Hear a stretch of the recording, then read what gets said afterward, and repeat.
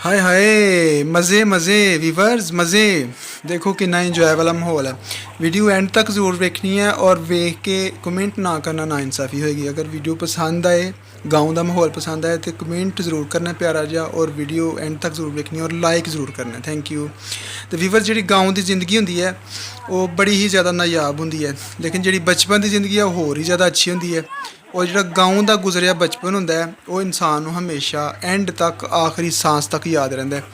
क्योंकि गाँव की जिंदगी जो बचपन होंदा है बड़े बड़े यार होंदे ने इंसान के, दोस्त यार संगी बेली जिन्हां दे नाल इंसान पलदा बढ़दा है। स्कूले कट्ठियां जांदे ने बच्चे पैदल दूसरे, क्योंकि गाँव जोड़े ने छोटे छोटे गाँव ने और प्राइमरी तक स्कूल ने, हाई स्कूल वास्ते दूसरे गाँव जाना पैंदा है।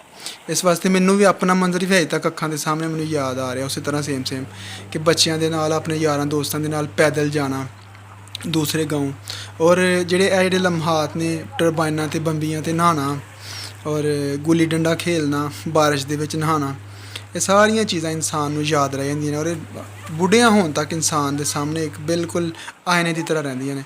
वीडियो पसंद आए तो ज़रूर लाइक करना और कमेंट ज़रूर करना। Thank you.